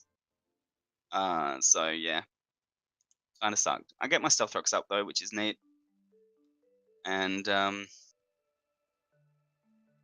the Ferrothorn lets me go into Rotom Heat quite easily. And I get a nice Overheat on the Zebstrika, predicting that he would bring the Zebstrika in on my Volt Switch after he protected on the Ferrothorn. But yeah, so there was, I mean, I made some good predictions this match. But this game gets really close. In the end, I managed to kill the Volcanion. Had to sack off my Gorgeist to get my Toxicroak in because he does set up a Flame Charge, which makes it insanely hard for me to deal with. Luckily, Scarf Toxicroak does outspeed, and I'm able to get it with an Earthquake there after sacking off my Gorgeist, which kind of sucks because Gorgeist is a great mon that puts in a lot of work against his team. But then obviously I'm locked into Earthquake and he can go into Tornadus freely at that point. And then I just lose my Rotom Heat. And like, I would have lost if he was a faster Scarf Crocodile, 100%, just because I didn't think he was Scarfed, so I thought that Toxicroak had the win no matter what. So that's what I played around. So yeah, just luckily he was not Scarfed to outspeed a Scarf Toxicroak. It was just Scarfed to outspeed my Rabombi, I assume. So Scarf Toxicroak coming in clutch, finishing off the game with just straight up Drain Punches.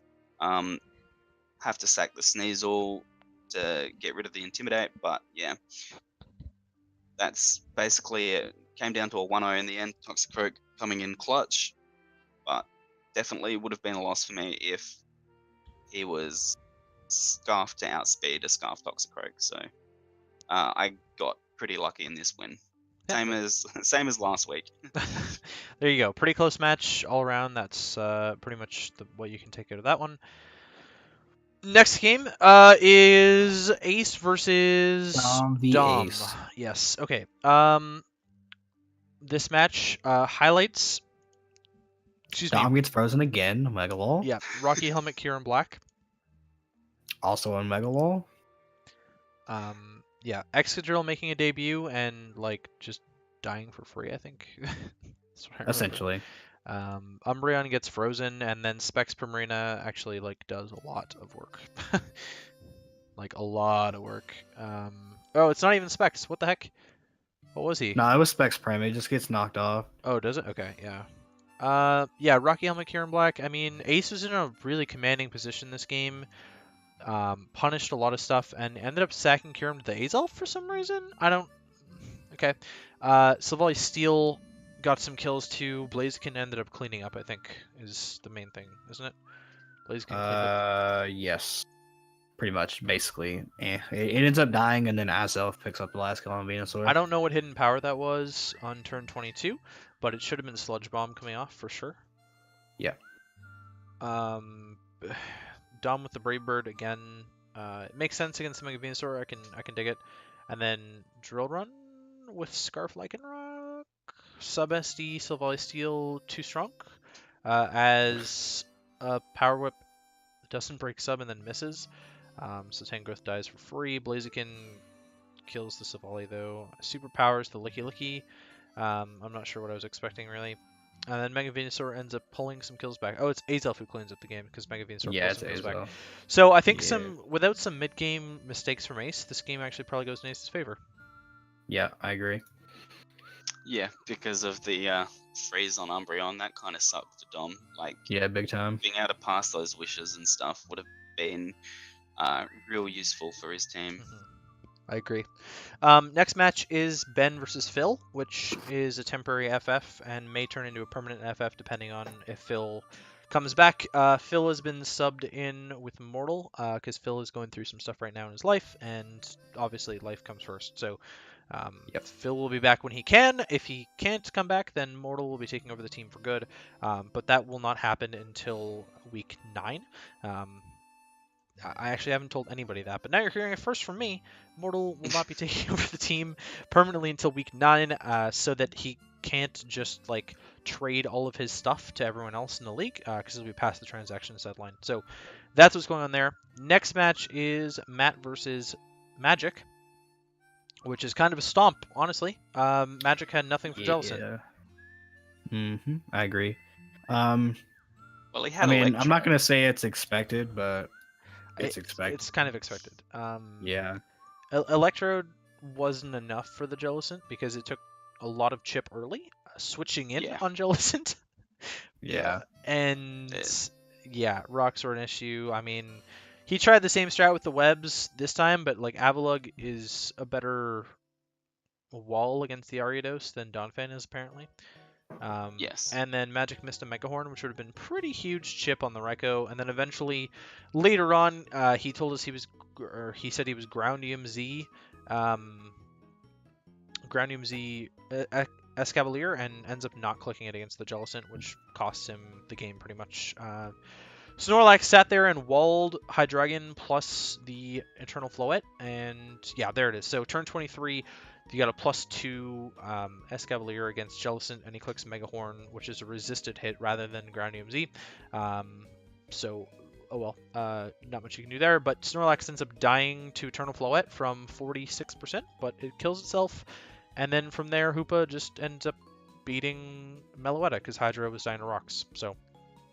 Yeah, Magic made a good play by sacking the Hydra on the double down, although Matt made a really good read and figured out that Hoopa just beat both of them anyways. Yeah. Okay. Yeah. Jay versus Jamesy. Main thing to take away here is that Darmanitan got sacked, and so Mega Scizor had no answers, and that's probably why Jamesy quit. So another thing too is the fact that Jay stayed in on the Mimikyu, knowing it was trying to set up and Brave Birded with the Honchkrow, which ended up being very good. It ended up shutting down the Mimikyu set a lot. Yeah, so just keep in mind, like, this was a 6-0, and this wasn't because of a sweep. Jay straight up 6-0'd Jamesy, so... Yeah, this was, I mean, like, Mega Scizor hard walls Mimikyu, and Jamesy had to play for Jay's choke. I think it's maybe potentially in the cards for Jamesy had Jay actually choked with a +4 sitting in front of a +4 Mimikyu, but he didn't, and he clicked Bullet Punch instead of U-turn, and so Mega Scizor ended up just, like, winning. That's pretty much that game, and then the last game is Tiff versus Cade, which was another beatdown. Yeah, this game hurt to watch, honestly. Yeah. There was no Zygarde answers, and then once there were no Zygarde answers, and Zygarde had broken the Volcarona answers, there were no Volcarona answers, and that's basically essentially. all it was. Okay, bye, Shade. Oh, nice. He's back.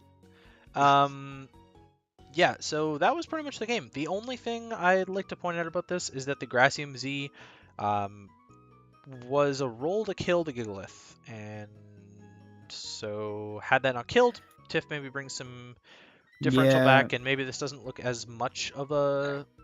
I don't know. Cade So, stands near by the the fact start that of it the wasn't a game. roll because it was like modest Solar Beam. But or it was whatever. fully spit F Gigalith, so... Yeah, I don't know. He is adamant on the fact that it's not a roll, but we're all pretty sure it was. Near the start of the game, Tiff shouldn't have Mega Evolved to see if that she would outspeed the Yeah. Zygarde at that point, and at least get some Dragon Claw chip.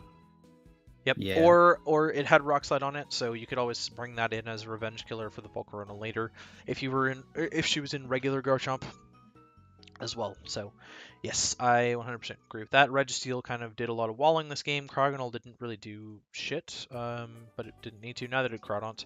And Greninja managed to pick off a kill on the Zygarde because it was banded, I think. And yeah, that was fun. Togekiss ended up flame throwing a Cryogonal instead of trying to flinch it. Which is another, again, and then it manages to flamethrower a Volcarona, even though there's no way Kata would have switched in Volcarona Togekiss there. So, yeah, that is a trend we saw in Week 3 that we're going to try and convince Tiff never to do again, and that was that. That was pretty much that. So, Yep. I don't know if there are any last points about Tiff versus Cade before I sort of close this out here. No, I No. don't think so.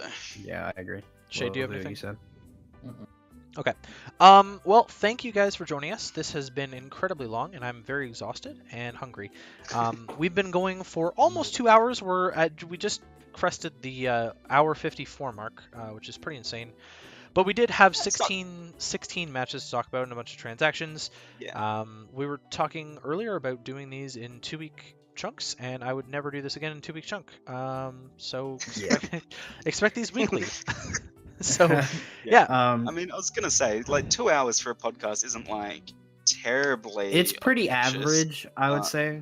Like for a podcast, I would say the limit is like 2 hours. That's what I would put it at anyway. But yeah, Well, we we'll better get stop better. soon then.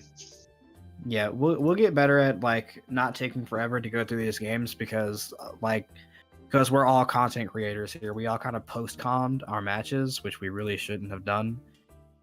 We should have went over them like we did right here at the end with Jay and You're not wrong. Yeah. yeah. So we all post-conned when we shouldn't have post-conned, so we'll get better at that for sure. So just be patient as we figure out how to podcast on Michael. Hmm. So hopefully you guys enjoy. Hopefully you stick around, and I'll let everyone say goodbye before we close out here. I have no idea who our special guest will be. It might be Shade, might be somebody else next week. We'll find out. Yep. All right. Bye, everyone, guys. Go ahead. All right. See you guys. Thank you for listening. I said bye already. Yeah. It's bad. Shade, do you want to say goodbye? Bye. Nah, don't worry about that. All right. Well, that's it. Yeah, fuck Shade, dude. And bye.